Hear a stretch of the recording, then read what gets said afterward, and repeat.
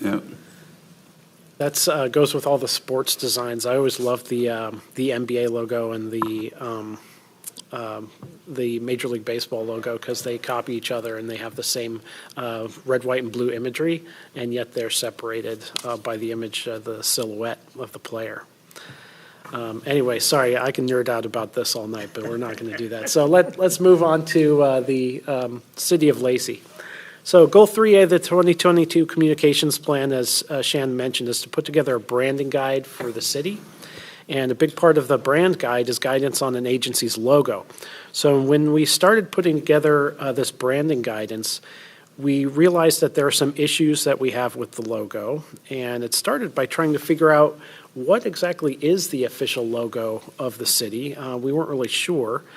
There are different logos floating around, and no one was really sure what the definitive logo was because they vary across all of our communications. So assuming that this was the official logo, we kind of moved forward from there. But the problem is that there's several problems even with this logo itself, and I'll get to those in a second. But with our many logos that we found, there's a lot of different logos out there in use across city documents, signage, items, everything. There's no guidance on which logo to use in which situation. So people kind of just use a logo and slap it on something.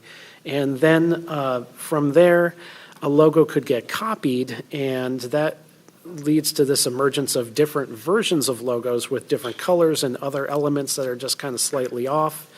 And then related to that, we also work with a lot of contractors too, and they need a copy of our logo, so they get our logo, and maybe it's the wrong logo, and then it's on something else. Anyway, a brand guide will help to alleviate all of this because it will provide some guidance on how to use a logo properly. So besides the fact that there are many logos, our logo is a little bit dated.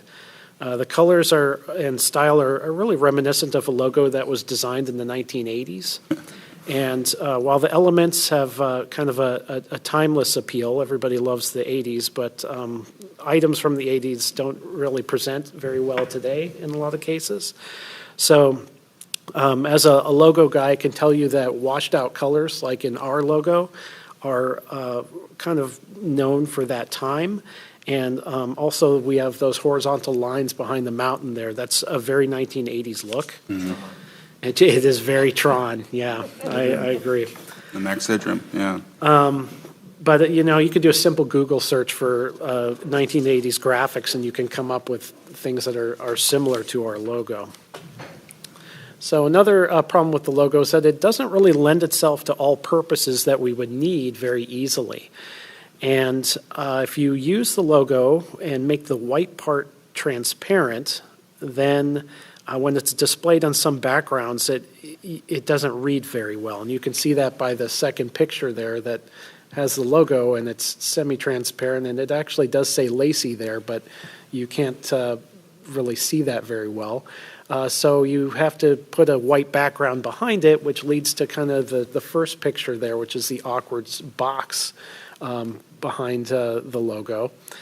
And at the same time, talking about the lines behind the mountain, they bleed together a little bit on television. They're also very hard to reproduce in print, and they can lead to the other one there, that blue vest image there. That's supposed to be white lines with blue lines, but there are no white lines there because, again, they're hard to reproduce. And also, you sometimes need a round logo, and we don't have a round version of our logo. So that leads to staff trying to literally put a square object into a round hole, and that doesn't always look very well either. So when it comes to logos, the first thing you're going to see is the text. And if you can't read the text, then you're going to look at the picture, and if the picture's not right either, then you just really don't have a very good logo. Logo is also really hard to reproduce. So in places where the logos use the lines, again, behind the mountain, are supposed to form part of the mountain, and if you can't get it printed right, then as you can see in the picture of the clip there is no mountain. And that's not the only example. I have a lot of other promotional items where it just doesn't show up properly. And as the years have passed, we've again attempted to copy the logo, which has led to copies of other copies, and the colors aren't quite right. And this all stems from reproduction and really trying to get the logo to fit whatever purpose that somebody has at the time. Another challenge is that the logo does not identify the city. So some versions of the logo simply read Lacey. Other versions of the logo don't read anything at all. And so city of should really be incorporated in the logo so there's no question about who we are. Mm-hmm. And I have worn my Lacey logo gear, and I've had people say, oh, well, what does your company do? Well, it's not a company, it's a city, it's a city logo. We spoke to the Council on Equity last night, and they said, oh, maybe your name is Lacey. I'm like, well, no, that's true. It's supposed to be city of, though. So to solve this, what we wanted to do was have a design that we can all agree on. And we wanted to tweak the design so it was usable in as many situations as possible. So the goal here really is not to do a full logo redesign, just really to more like update it to be a more modern design. And redesigning a logo really means wonking with your brand a little bit because you're changing an iconic image. And that's an onerous process. It can be long and difficult, uses a lot of resources, costs time and money. And in this case, that's really not warranted. We really just want a logo update rather than a redesign. We also want to keep the recognizable elements of the design, such as the mountains and the trees and so on, that people are familiar with. And some people have a sentimental connection to the Lacey logo, and so we wanted to keep those elements in place. And of course, incorporate city of, so we can kind of establish a bit about who we are. So communication staff got together and discussed the issues with the logo and how to solve them. Donna here came up with some really wonderful alternative designs, and we went through several rounds of options of what an update could look like. I also brought a lot of these options to various staff around the city just to get a little more qualitative data. And I can tell you that even I was surprised at the consensus that staff had. So a lot of times when you go through a logo redesign or even an update like we're doing, everybody will have a different opinion, and some people will say, well, I think we should have this. Other people will vehemently disagree. But we actually had a lot of consensus, and I could tell you exactly 0 people were in support of keeping the lines behind the mountain. So that's one thing. And everybody also wanted the word city of incorporated, but it's not in an awkward way where some of our logos are now. So with that, we have an updated logo, which is this design here. And this new logo solves a lot of the problems with the previous logo while still keeping that important sentimental connection to the previous logo. The colors here have been adjusted to be richer and a little more vibrant rather than the washed out version. The lines behind the mountain have been replaced with a single color. And you'll also note that the logo is encompassed by a border so that the text is within the design itself, and we don't have words floating around at the bottom or awkwardly off to the side, which has been a problem. Some bit on the symbolism of this logo here. So the water, of course, represents Lacey's many lakes and wetlands. Lacey's also at the bottom of Puget Sound geographically, too, so there's that. The trees here, Lacey's heavily wooded, and we've been designated a Tree City USA since the early 90s, and sustainability and healthy tree canopies, fun parks, they're all part of the City Council priorities every year, so I wanted to make sure that that's continued to stand in there. Mountain is, of course, still there, and mountains represent strength and pride, and especially for those who live in South Sound. The new element here is the hawk, and we added this hawk that's kind of representative of the environment around Lacey. And at the same time, there's also parts of the city that have connections to hawks, so it's kind of appropriate in that way.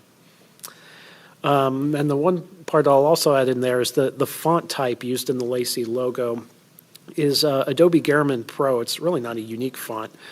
and it's not especially distinctive, but it has become a recognizable symbol of our logo and our brand, to the point where people have kind of nicknamed it the Lacey font. And the font's been, in this case, spaced out correctly. It's unlike in previous versions where it was mashed together a little bit more and more difficult to read and more difficult to reproduce.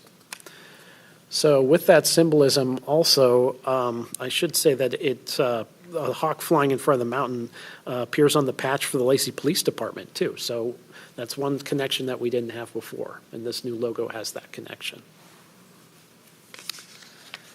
Okay, so looking at our approach going forward, communications team recommends moving forward with an updated version.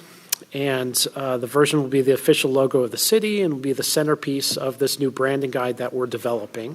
And because the brand guide is a policy document, then the guidance on the new logo will be used across all Lacey communications.